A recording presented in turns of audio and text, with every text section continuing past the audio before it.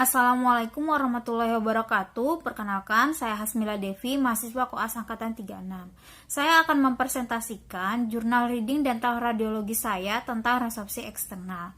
Terlebih dahulu, saya ucapkan terima kasih banyak kepada Dr. Gigi Santi Hairani MSI yang telah membimbing saya dalam pembuatan jurnal reading ini. Kedua jurnal ini merupakan laporan kasus lesi resepsi eksternal. Kasus 1 terjadi pada seorang anak perempuan Kaukasia berusia 10 tahun dan kasus 2 pada seorang anak laki-laki India berusia 16 tahun. Resepsi eksternal umumnya terjadi pada usia 18 hingga 25 tahun. Tidak terdapat kecenderungan jenis kelamin dan ras tertentu. Sedangkan pada kedua kasus ini terjadi pada usia di bawah 18 tahun. Pasien pada kasus 1 datang untuk kontrol resepsi akarnya pada tahun 2019 yang telah didiagnosis 5 tahun yang lalu dan terjadi progres yang cepat setelah 2 tahun. Riwayat medis berupa tuli secara kongenital, riwayat pemeriksaan genetik dan darah normal pada usia 3 tahun, dan riwayat perawatan ortodontik 1 tahun yang lalu. Sedangkan pada kasus 2, pasien mengeluhkan nyeri di daerah gigi belakang kanannya sejak 15 hari yang lalu. Tidak ada riwayat trauma, rawat inap, atau konsumsi obat, endokrin dan penyakit sistemik, dan tidak pernah dirawat ortodontik. Umumnya, gejala klinis resepsi eksternal asimptomatik, namun dapat terasa nyeri, spontan, atau saat mengunyah bila resepsinya parah. Dan pada kasus 2, adanya nyeri kemungkinan disebabkan oleh resepsi akar yang parah. Resepsi eksternal dapat disebabkan oleh trauma, inflamasi pulpa, kondisi sistemik atau keterlibatan genetik, perawatan ortodontik, dan idiopatik. Dan pada kasus 1, kondisi genetik atau sistemik normal dan riwayat perawatan ortodontik pasien dilakukan setelah terjadinya resepsi. Dan pada kasus 2, tidak ada riwayat trauma, penyakit sistemik, dan tidak pernah dirawat ortodontik. Sehingga etiologi resepsi pada kedua kasus ini kemungkinan adalah idiopatik. Gambaran ekstraoral pada kedua kasus ini tidak dijelaskan, dan umumnya resepsi eksternal tidak menyebabkan adanya perubahan pada ekstraoral. Pemeriksaan intraoral pada kasus 1 meliputi beberapa gigi desidui memiliki kegoyangan gigi kelas 1, tidak ada karies aktif, gingiva berwarna merah muda dan padat, dan pocket periodontal kurang dari 3 mm. Gigi 31 dan 41 palpasi dan perkusi positif, gigi 22, 31, 41 vitalitas dinginnya positif, sedangkan pada kasus 2 menunjukkan gigi permanen lengkap. Gigi 16 karies parah, gigi 17 berwarna pink, jaringan lunak normal, kalkulus supragingiva, stent ekstrinsik, relasi molar dan caninus kelas 1 dengan overjet dan overbite normal. Tidak ada traumatik oklusi atau kegoyangan gigi. Gigi 14 dan 15 vitalitas negatif, perkusi dan palpasi negatif. Umumnya, gambaran klinis intraoral resepsi eksternal gigi tampak normal dan pulpa masih vital. Lebih sering terjadi pada gigi rahang bawah, terutama gigi incisivus sentral, pada rahang atas, gigi incisivus dan premolar.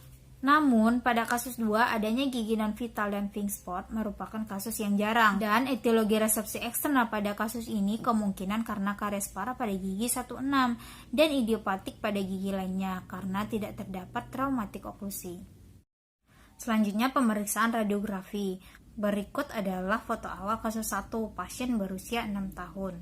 Terdapat hilangnya struktur akar gigi hingga hanya menyisakan sedikit struktur akar distal dan sebagian struktur mahkota hingga sepertiga servikal mahkota pada gigi 55, 75, dan hingga 1/3 tengah mahkota gigi 85, serta hilangnya seluruh struktur akar dan sebagian struktur mahkota hingga sepertiga servikal mahkota pada gigi 54 dan 65, dan hingga sepertiga tengah mahkota pada gigi 63, 64, 74, 84, dengan gigi 55, 63, 65, 75, 74, 84, 85 memiliki jarak cukup jauh, sekitar 9-25 mm dari benih gigi permanennya, generalized, bilateral, multiple, berbatas tidak jelas, berbentuk irregular, menyebabkan hilangnya lamina dura dan ruang ligamen periodontal. Selanjutnya, foto panoramik dan periapikal kasus 2. Terdapat lesi localized unilateral multiple berupa pengurangan struktur akar gigi pada sepertiga apikal gigi 15, ukuran akar lebih pendek dengan panjang 14 mm, lebar apex 5 mm dibandingkan dengan gigi 25, panjang 23 mm, lebar apex 2 mm. Berbatas tidak jelas, bentuk akar tumpul, menyebabkan pelebaran ruang ligamen periodontal. Kehilangan seluruh struktur akar pada gigi 14, 16, 17, berbatas tidak jelas, berbentuk irregular, menyebabkan lamina dura dan ruang ligamen periodontal hilang. Terdapat lesi radiolucent pada periapikal gigi 16 meluas hingga periapikal gigi 17, localized unilateral single, ukuran panjang 25 mm, lebar 2 mm, berbatas tidak jelas, berbentuk irregular, menyebabkan seluruh struktur akar gigi hilang. Terdapat lesi localized unilateral multiple berupa pengurangan struktur akar gigi hingga sepertiga apikal gigi 14, ukuran akar pendek dengan panjang 7 mm, lebar apex 5 mm. Dan pada sepertiga apikal gigi 15 berbatas tidak jelas, bentuk akar tumpul, serta hilangnya seluruh struktur akar gigi 17, berbatas tidak jelas, berbentuk irregular, menyebabkan pelebaran ruang ligamen periodontal pada gigi 15 dan hilangnya lamina dura dan ruang ligamen periodontal pada gigi 17. Terdapat lesi radiolucent pada oklusal gigi 16, berbatas jelas, berbentuk irregular, mencapai pulpa, dan terdapat lesi radiolucent pada periapikalnya meluas hingga periapikal gigi 17, ukuran panjang 10 mm, lebar 2 mm, berbatas jelas, punch out, berbentuk irregular, menyebabkan hilangnya seluruh struktur akar. Pemeriksaan radiografi pada kedua kasus ini menunjukkan hilangnya struktur akar gigi, berbatas tidak jelas, berbentuk irregular, menyebabkan lamina dura dan ruang ligamen periodontal hilang. Serta pada kasus 2, ukuran akar pendek dan berbentuk tumpul, sehingga radiodiagnosisnya adalah resepsi eksternal. Serta pada kasus 2, terdapat lesi radiolucent pada periapikal gigi 16, berbatas jelas punch out, sehingga radiodiagnosisnya adalah granuloma periapikal. Pada kasus 1 sudah bisa ditegakkan radiodiagnosisnya saat usia pasien 6 tahun karena terdapat resepsi patologis pada gigi disidui dikarenakan jaraknya cukup jauh dengan benih gigi permanennya dan merupakan kasus generalized yang jarang terjadi, padahal umumnya resepsi eksternal terjadi localized. Selanjutnya, foto kasus 1 saat usia pasien 8 tahun dan foto periapikal kasus 1 pasien usia 8 tahun 3 bulan setelah pengambilan foto panoramik.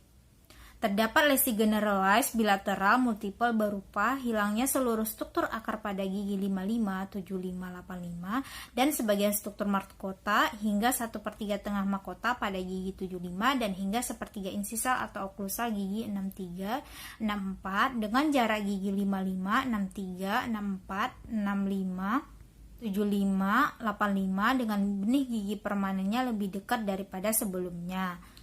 Lesi radiolucent pada sepertiga cervical sisi bukal atau palatal akar gigi 12, bagian mesial gigi 21 hingga sepertiga tengah akarnya, bagian mesial dan distal gigi 22, bagian bukal atau palatal gigi 23 yang belum erupsi, bagian mesial gigi 33, bagian mesial gigi 31 dan 41 hingga sepertiga cervical mahkota berukuran kurang lebih 6 mm kali kurang lebih 3 mm pada gigi 12 dan berdiameter kurang lebih 6 mm pada gigi 23, berbatas jelas, berbentuk oval pada gigi 12 dan berbentuk bulat pada gigi 23, berukuran kurang lebih 15 mm kali kurang lebih 5 mm pada gigi 21, kurang lebih 4 mm kali 2 mm pada gigi 22, kurang lebih 9 mm kali 2 mm pada gigi 33, kurang lebih 10 mm kali 2 mm pada gigi 31 dan 41, berbatas tidak jelas, berbentuk irregular, menyebabkan hilangnya lamina dura dan ruang ligamen periodontal pada mesial gigi 21. Terdapat penurunan puncak tulang alveolar pada interdental gigi 21, 22, dan 31, 41, dengan puncak tulang berada di atas dari dasar lesi radiolucent. Tidak terdapat lagi gigi 54, 74, dan 84.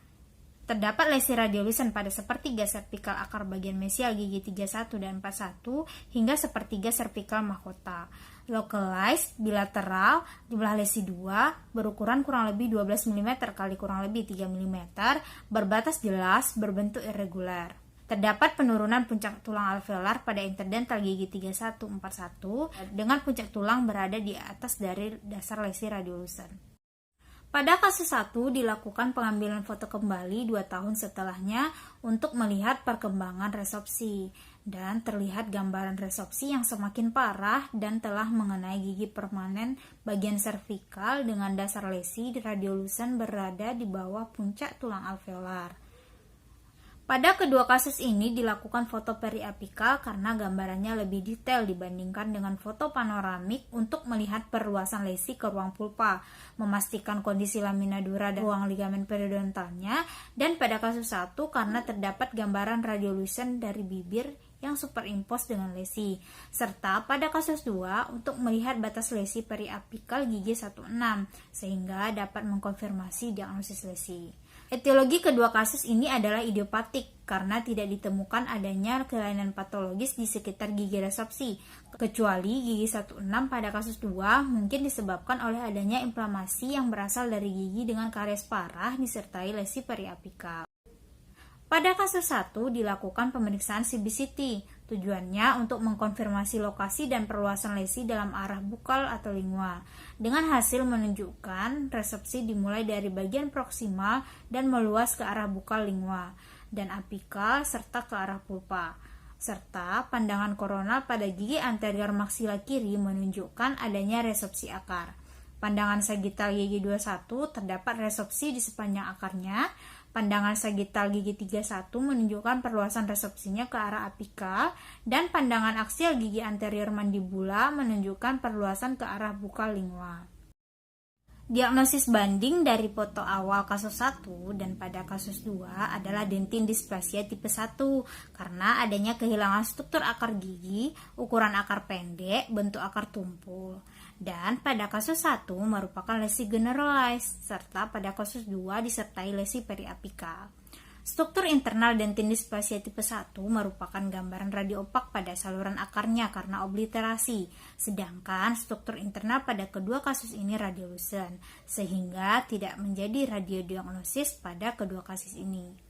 Selain itu, dari foto 2 dan 3 kasus 1, diagnosis bandingnya dapat juga berupa karies akar karena lesi pada gigi anterior permanen menunjukkan lesi radiolucen pada daerah servikal yang berbatas jelas. Karies akar berhubungan dengan gigi yang disertai penurunan puncak tulang alveolar, sedangkan pada kasus 1, puncak tulang alveolar berada di atas dasar lesi radiolucen, serta terdapat pada gigi 23 yang belum erupsi, sehingga tidak menjadi radiodiagnosis pada kasus 1. Pemeriksaan penunjang hanya dilakukan pada kasus 1, meliputi pemeriksaan scan tulang, scan absorptiometri X-ray, pemeriksaan darah, serta tes genetik untuk mengidentifikasi etiologi sistemik dan atau genetik yang terkait resorpsi giginya. Hasilnya menunjukkan tidak ada penyakit metabolik tulang, kepadatan mineral tulang belakang yang rendah, serum alkalin fosfatase mengalami peningkatan yang merupakan parameter resorpsi tulang, serta terdapat mutasi gen TNFRS11A yang berperan dalam menyebabkan familial expansile osteolysis atau FEO. Perawatan yang dilakukan pada kasus 1 yaitu ekstraksi gigi 31 dan 41, pembuatan gigi tiruan sebagian lepasan setelahnya, observasi resorpsi eksternal pada gigi lainnya, serta pemberian bifosfonat intravena 2 kali setahun. Sedangkan pada kasus 2 dilakukan perawatan berupa instruksi kebersihan mulut dan observasi resorpsi gigi 14, 15, dan 17, serta rencana ekstraksi gigi 16. Ekstraksi gigi 31 dan 41 dilakukan karena terjadi peningkatan sensitivitas, palpasi dan perkusi positif, resepsi meluas ke arah bukal lingual dan telah mencapai pulpa, serta prognosis perawatannya buruk dikarenakan banyak jaringan yang hilang sehingga tidak mendukung untuk dilakukan pembuatan mahkota setelah perawatan saluran akar. Sedangkan pada kasus 2, ekstraksi gigi 16 dilakukan karena karies parah, resepsi seluruh akar dan adanya lesi periapikal. Pada kasus 1, pasien menderita FEO sehingga diberikan bifosfonat karena dapat mencegah resorpsi tulang dengan cara menghambat aktivitas dan meningkatkan apoptosis osteoklas yang diharapkan dapat memperlambat perkembangan resorpsi pada kasus ini. Meskipun belum dapat dipastikan apakah terapi ini dapat mempengaruhi perkembangan dan komplikasi penyakit tersebut seperti resorpsi eksternal. Pemberian bifosfonat dilakukan setelah ekstraksi gigi karena apabila diberikan sebelumnya dapat menyebabkan osteonekrosis. Pada kasus 2 dilakukan pemberian instruksi kebersihan rongga mulut dikarenakan terdapat kalkulus dan stain. Kontrol berupa observasi dilakukan pada kedua kasus ini, namun tidak dijelaskan kapan dan hasil observasinya.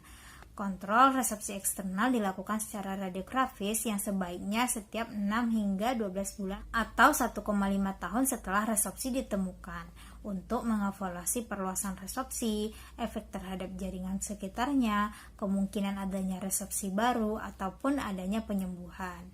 Penyembuhan dapat ditandai dengan penghentian proses resepsi dan pembentukan kembali ruang ligamen periodontal.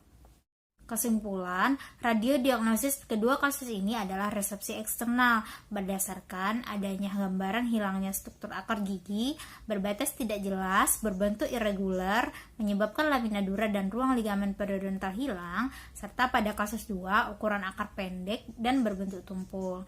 Etiologi resepsi eksternal pada kedua kasus ini adalah idiopatik dan pada kasus 1 merupakan kasus generalized yang jarang terjadi.